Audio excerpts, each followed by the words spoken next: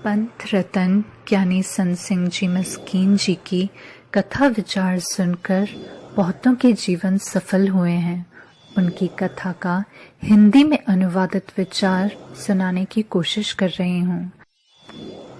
ये कथा है तय जन्मत गुरमत ब्रह्म पछान्यों पे। भट्टा जी की सारी बाणी गुरु स्तुति है और गुरुओं जी की सारी बाणी ईश्वर स्तुति है। भट्टा जी ने बोला है कि गुरु अर्जन देव जी तय जन्मत गुरमत ब्रह्म पछाण्यो, यानी आप जन्म लेते ही रब से जुड़े हो, आप जन्म से ही ब्रह्म ज्ञानी हो। कुछ ऐसा इतिहास में भी आता है कि तीजे पातशाह गुरु अमरदास जी महाराज जब सिंहासन पर बैठे थे तब 7-8 महीने के गुरु अर्जन देव जी खेलते खेलते खुद से सिंहासन पर चढ़ने लगे तो उनकी माता भानी जी ने रोकने की कोशिश की। तभी गुरु अमरदास जी महाराज के मुख से सहज ही निकला, दोहता बाणी दा बोहथा, चढ़ने दो इसे, रोको मत, ये बाणी का सागर होएगा। इसके अंदर से बाणी ऐसे निकलेगी जैसे झरने के अंदर से पानी निकलता है।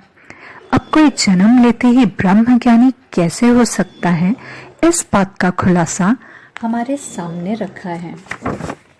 सदगुरुओं की बाणी ऐसा कहती है कि माँ बाप के बस की बात है कि उसने चोर दुराचारी पैदा करना है या फिर सत्यवादी साधु भगत को जन्म देना है।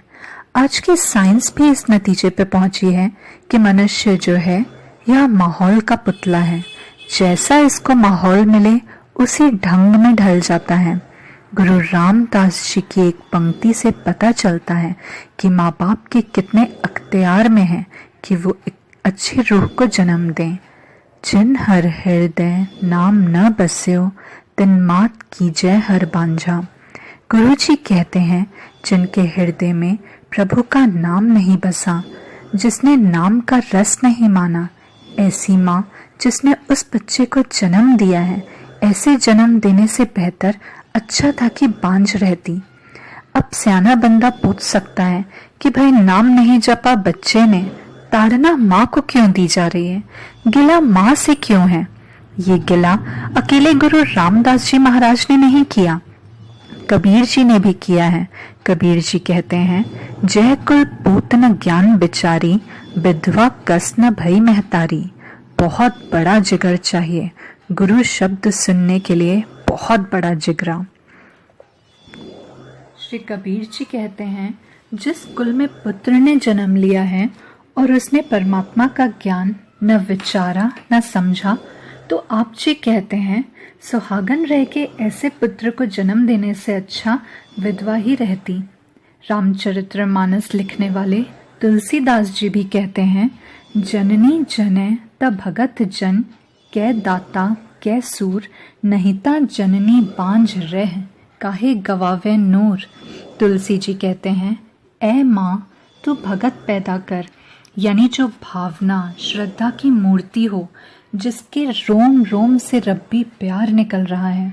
और अगर तू भगत नहीं पैदा कर सकती तो फिर कोई दाता सरबंस दानी पैदा कर, और अगर वो भी नहीं कर सकती तो फिर कोई सूरमा पैदा कर, और अगर तू इन तीनों में से एक को भी पैदा नहीं कर सकती तो बेहतर है बांझ ही रह तू, धरती का बोझ क्यों पैदा कर रही है। भाई गुरदास जी ने कहा है, माँ गभण जे जान दी, पूत सपूत होवे सुखदाई।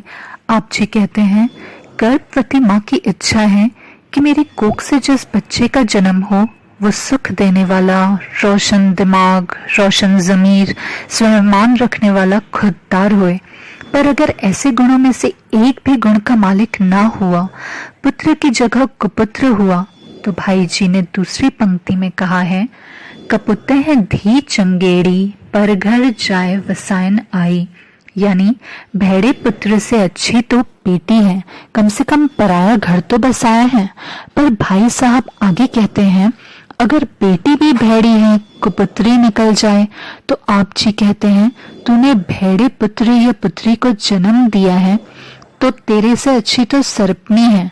आपको शायद पता हो, ये बात आम प्रचलित है कि सर्पनी अपने बच्चों को जन्म तो देती है पर खा जाती है। कहते हैं 10 से लेके 300 तक बच्चे होते हैं सांप के। 3 महीने तक भूखी प्यासी अंडों पर बैठी रहती है। जोश और गुस्से में भूल जाती है कि उसके बच्चे निकलने शुरू हो रहे हैं और वह खाती जाती है। कोई एकाध बच्चा उसकी कुंडली से जो बच जाए वह बड़ा होकर सांप बनता है। अगर नहीं खाती तो यकीन जानो कीड़ों की तरह सांप होते, जीना मुश्किल हो जाता। तो धनता के योग है सर्पनी कि भेड़े पुत्र तो पैदा किए पर रहने नहीं दी, खा गई।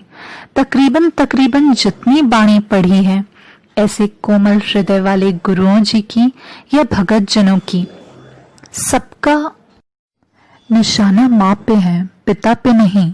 कारण गर्भावस्था से ही बच्चे को संस्कार मिलने लगते हैं। जैसे कहानी है, सुखदेव माता के गर्भ में 12 साल रहे। अभिमन्यु को ज्ञान माता के गर्भ में मिल गया था। इस तरीके की कई कहानियां और हैं।